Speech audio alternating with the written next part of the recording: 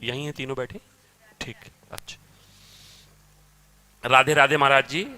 महाराज जी, जो भगवान का नाम नहीं लेते फिर भी अच्छे से रहते हैं, और जो भगवान का नाम लेते हैं परेशानी में रहते हैं, क्या फर्क है? कौन बोला? ये तीनों हाँ, ऐसा देखा भी जाता है। क्या होता है कि जैसे कोई प्रभु का नाम जप नहीं कर रहा और बड़ा लौकिक पदार्थों से भरा पूरा देखा जाता है, सुखी देखा जाता है, तो उसमें हमारे भागवतिक विधान में एक सिस्टम है। जो भगवत मार्ग से विमुख आचरण, पापाचरण, अधर्माचरण करता है और आपको सुखी नजर आ रहा हो, तो उसके बहुत थोड़े पुण्य हैं। उनको भुगाने के लिए पहले हमारे संविधान, भागवतिक संविधान में उसके पुण्य नष्ट कर, क्योंकि जब उसे दुख मिलेगा तो पुण्य उसका सहयोग कर देगा, इसलिए पहले उसके सहयोगी का नाश किया जाता है। उसका सहयोगी जो सुकृत है उसको दे दिया गया। अब वो पापाचरण में और उन्मत्त हो गया।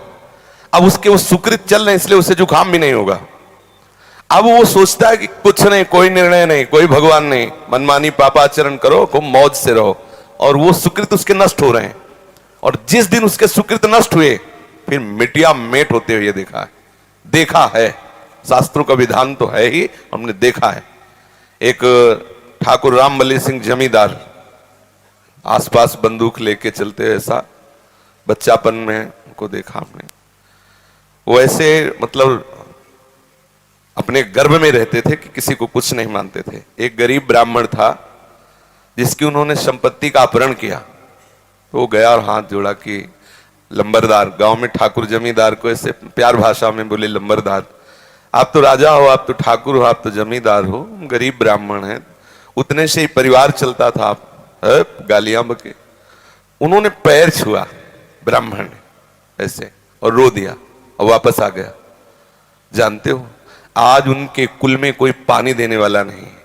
कुछ ही दिनों में बड़ा लड़का भयंकर कैंसर से बीमार हुआ, मर गया। दूसरा दिमाग खराब हो गया, तीसरे की टांग टूट गई, चौथा लेबरी करके उनको जो खवाने वाला था पीलिया हो गई।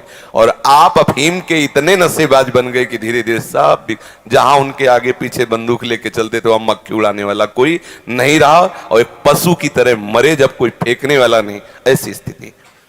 होता क्या है कि शुभ कर्म जब तक हमें वहां के, हमारे भागवतिक विधान में सिस्टम है, यदि आप अधिक पाप करेंगे तो आपके जल्दी से जल्दी शुभ कर्म आपको दिए जाएंगे कि वो नष्ट हो, तब तुम्हारा नाश शुरू होगा।